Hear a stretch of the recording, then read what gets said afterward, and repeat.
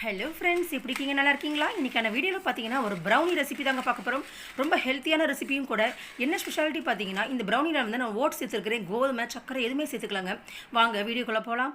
இப்போ வந்து ஒரு கிளாஸ் பவுல் எடுத்துக்கோங்க. இப்போ இந்த கிளாஸ் பவுலில் பார்த்தீங்கன்னா நான் வந்து ரோல்டு ஓட்ஸ் வந்து சேர்த்துருக்கிறேன். இதை வந்து இப்போ நம்ம பவுலில் சேர்த்துக்கலாம். இப்போ வந்து தேவையான அளவு தண்ணி, மூழ்கிற அளவுக்கு வந்து தண்ணியை ஊற்றி ஒரு 15 நிமிஷம் வந்து இதை வந்து ஊற விட்டுருங்க. இப்போ இன்னொரு பவுலில் பார்த்தீங்கன்னா பாதாம் பருப்பு, இதை வந்து கொஞ்சம் தண்ணி ஊற்றி நல்லா ஊற வச்சுருங்க. இதே ஒரு 15 நிமிட்ஸ், ஒரு 20 நிமிஷம் ஊற வச்சுருங்க. பாருங்கள், இப்போ 15 நிமிஷம் ஆச்சு. இப்போ ஓட்ஸ் வந்து நல்லா ஊறிடுச்சு.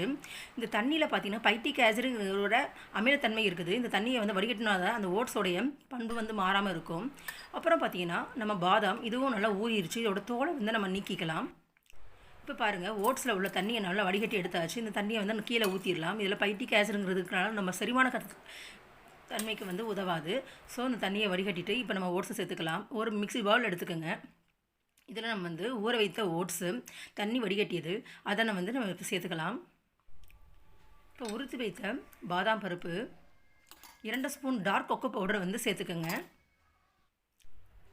இதில் வந்து கொஞ்சம் பேக்கிங் பவுடர் சேர்த்துக்கோங்க. நான் இனிப்புக்கு வந்து இன்றைக்கி 3 பேரிச்சம்பழம் நல்லா ஊற வச்சது, அதை சேர்த்துக்கோங்க. 2 துண்டு வாழைப்பழம், 2 துண்டு வாழைப்பழத்தை இதில் சேர்த்துக்கோங்க. சர்க்கரை எதுவுமே சேர்த்துக்காதீங்க. இப்போ கொஞ்சோண்டு 1/3 கப் அளவுக்கு தண்ணி ஊற்றிக்கோங்க. இதை வந்து நல்லா மிக்சியில் வந்து இது மாதிரி மைய அரைச்சிக்கோங்க. அவ்வளோதான். இப்போ வந்து நான் ஒரு கப்புக்கு மாற்றிக்கலாம். இது வரை டீ கப்பு வந்து எல்லா வீட்லேயும் இருக்கும். இந்த டீ கப்பில் வந்து நம்ம இப்போ ப்ரௌனி செய்ய போகிறோம். இப்போ இந்த டீ கப் 2 டீ கப் அளவுக்கு நான் வந்து இன்றைக்கி ப்ரௌனி செஞ்சுருக்கிறேன். இப்போ வந்து 2 கப்லேயே வந்து நம்ம சேர்த்தாச்சு. இதில் வந்து கூடுதலாக வந்து நம்ம டார்க் சாக்லேட் சிப்ஸை வந்து சேர்த்துக்கலாம். பாருங்கள், இதுதான் டார்க் சாக்லேட் சிப்ஸ். இது ரொம்ப உடம்புக்கு நல்லது. இதில் ஜிங்க் சத்துங்களாக இருக்குது. ஸோ இந்த வந்து ஓட்ஸ் ப்ரௌனியில் வந்து நம்ம கோதுமை, சக்கரை எதுவுமே சேர்த்துக்காமல் இருக்கிறதுனால இந்த டார்க் சாக்லேட்டில் உள்ள இனிப்பே போதும். அவ்வளோதான். இப்போ நம்ம அவனை வந்து ஒரு 15 நிமிட்ஸ்க்கு வந்து ப்ரீஹீட் பண்ணிக்கலாம். அவ்வளோதான். இப்போ வந்து ப்ரீஹீட் பண்ணியாச்சு. இப்போ வந்து 2 கப் அளவுக்கு ப்ரௌனி எடுத்துருக்கோம் இல்லையா, இதை வந்து நம்ம இப்போ அவனில் வச்சிடலாம்.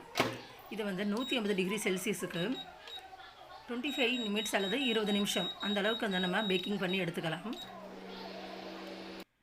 அவ்வளோதான். சூப்பராக நம்மளுக்கு ஓட்ஸ் ப்ரௌனி ரெடி ஆயிடுச்சு. இதில் வந்து நம்ம சக்கரை சேர்த்துக்கிறது கிடையாது, வீட் ஃப்ளோர் கிடையாது.